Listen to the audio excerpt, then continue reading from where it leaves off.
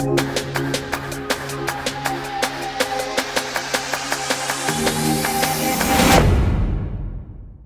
hates on my t-shirts. All right, and I spilled something on it, so we're gonna get some extra vitriol in the comments today. First, let's start with the Explorer. We already bought this, correct? Yes. What did we pay? 10.5. No, Juan, you're good. The loom is original. It's original. Oh, right. Beauty. The hands renew. Hands are service. We already knew that. No. Oh, so they're service. They're not even... No, they're service hands. You see, it's like completely different loom. It's white. If we glow it, it's gonna glow blue. See, blue. Oh, wow. Or Luminova hands. That's the yellows loom plots or tritium. That's Luminova. Okay, cool. So, I mean, it went to Rolex at some point. It got serviced. They changed the hands. I mean, not the end of the world. It affects the value, but at the price we paid, I think we're okay. Okay.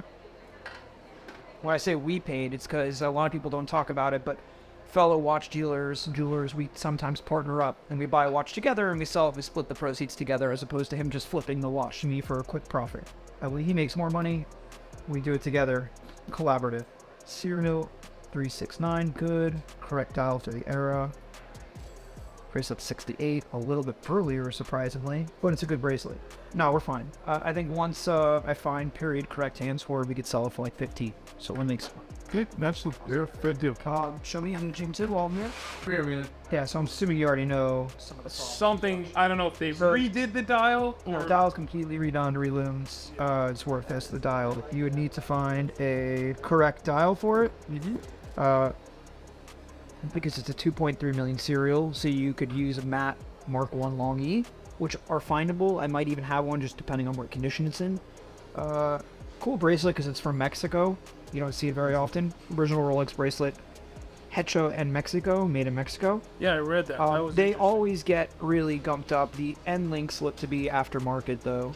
100%. No, they wasn't put on right. Yeah, the end links are aftermarket, not the end of the world, because the end links on this bracelet wouldn't have had a number, so you could use generic ones from another Rolex Jubilee. Case has been polished, but it's not horrible. That bezel is actually pretty valuable, because it goes to this specific serial range, and it's got a nice look to it. Bezel insert alone is probably worth a couple grand. Oh, wow. So, how much you want for it? Sell it straight out or... Sell it straight out. It's a project. I mean, listen, we can partner it, but it's a project, you know? I need to find a correct dial. You can have the project. We're thinking... I'll tell you what we were asking as a project. What were you asking? We were asking 7,500 as is. 7? I'm happy there, but I Boss said he's happy. All right, cool.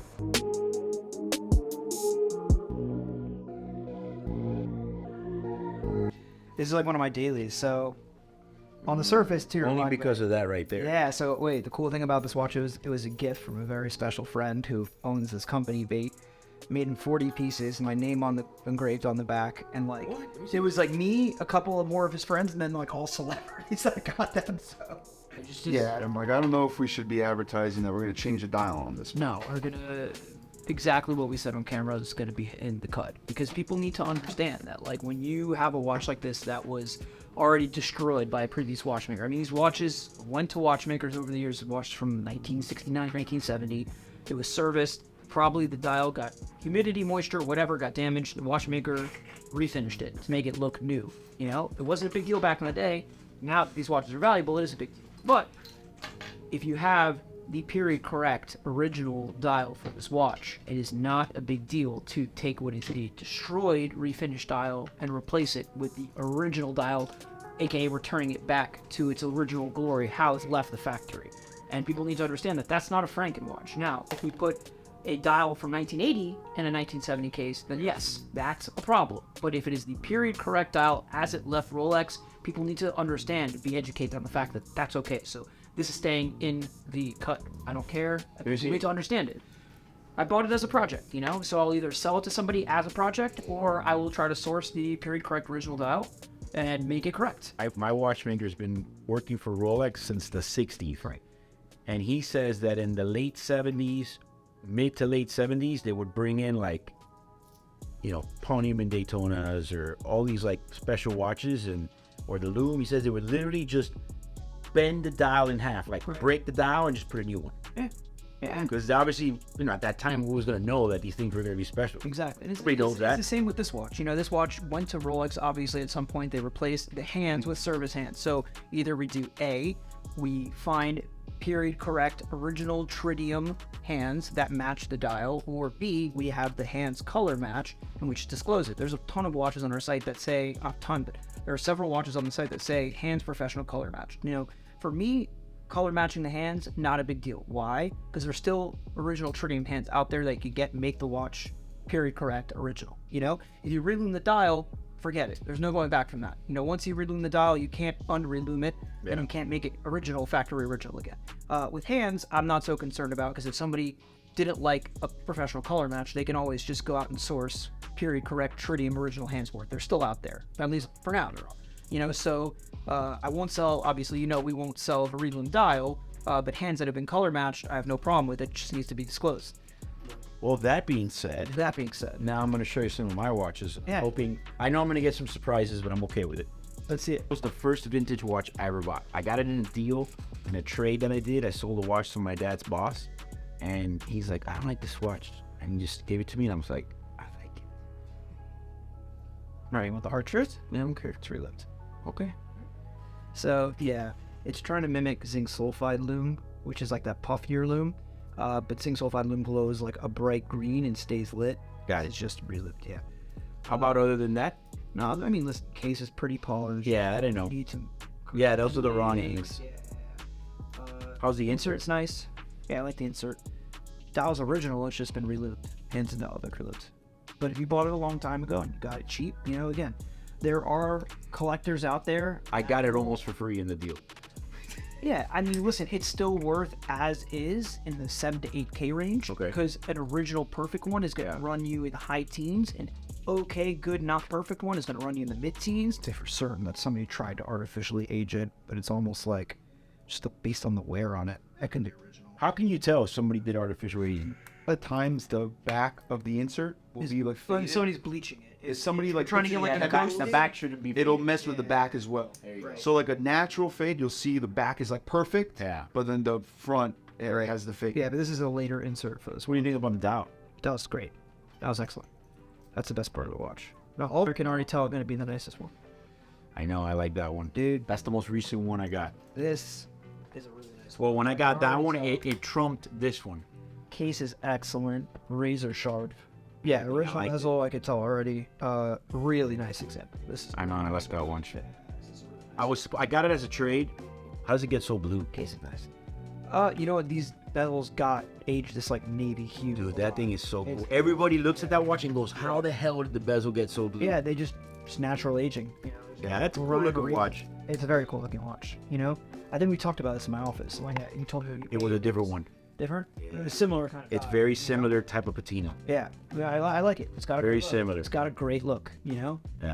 In terms of like wanting a watch that's vintage look but not like vintage feel, because it's still sapphire crystal. It's still a little bit newer. Like, this is the perfect happy place. Happy medium. And that's what I tell people when they ask me, oh, first, vintage Rolex. I'm like, start with like neo vintage, something like this. Yeah. 16800, 6610, 6710 GT. Something like this, where you could get a tritium dial that patina, it has a nice look, but it's still sapphire. You don't have to worry so much about being gentle with it. For me, I love these. I think they knocked it out of the park with that dial. yeah, I agree. And I like your choice of date dates, because you picked out interesting ones to Correct. keep for yourself. This was like, the poor man's 5980 before I went to the 5980. And, but let me tell you, I know that was like a ridiculous comment, but Yeah, guys. Let's poor man's 5980. I've been a fan of the 50. You might get a little hate in the comments. It's all right. This thing out. For me, the problem has always been with these watches, Too big. size. It's basically that watch has been too big. Even when Hublot was cranking, Right. it was too big. But We have a friend of mine bought this piece. It's a 1 of 1, Art and Senna Tourbillon. Jesus. Yeah, it's way too. No, yeah, it's I have no wrong answers. Like, if it makes you happy, that's all that's important. And to give it more watch credit, I mean, that Hublot was a brainchild of Jean-Claude Biber. Those don't know, Google him. Yeah. He is like the godfather of modern watches as a whole. Right. Brent. Brand. Godfather of marketing and branding and building a brand.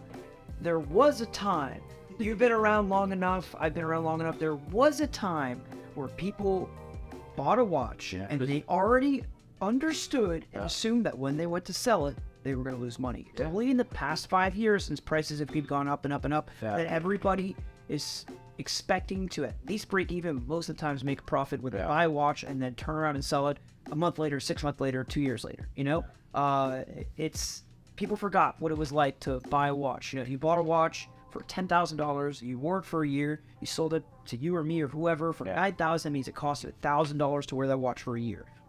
Not so bad. You know, go buy, not during COVID times, but go buy a brand new Lamborghini, drive it off the lot, you lose 40% on it. In normal times, not right now, I know the market's crazy. You know, buy a Maserati, lose 70% right away. But when you buy cars, people, it's been so ingrained in their brains that that was the normal MO, and that's what was going to happen, that they don't bitch when they lose money reselling a new car, or a used car even. But now, within the past 3-4 years, somebody buys a watch from you or I, and they lose money on it when they go to resell it. It's like the world is ending, you know, and they forgot, you know, that not so long ago, it was normal to lose money on a watch.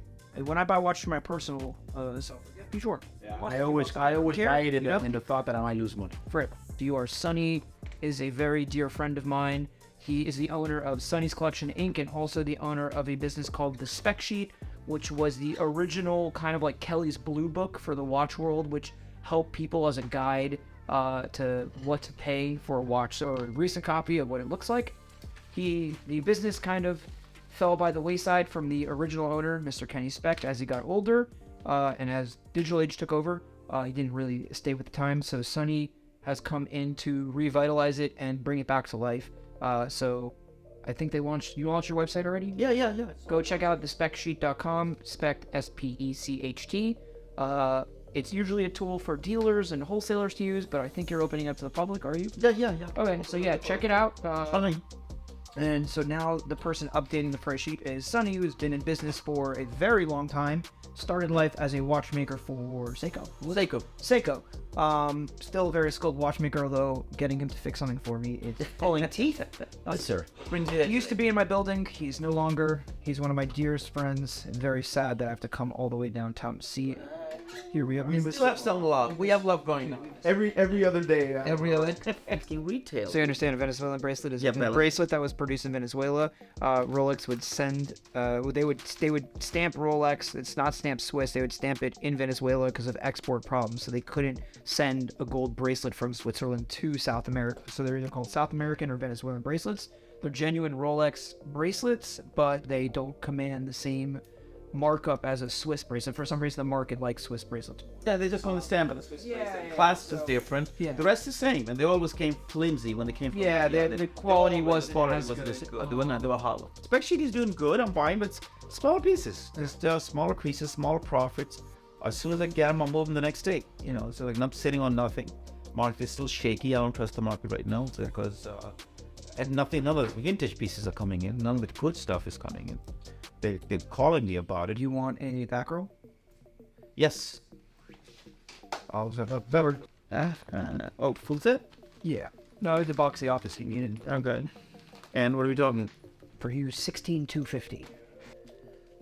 It is 2020 card. Yeah, I'll take it. Yeah.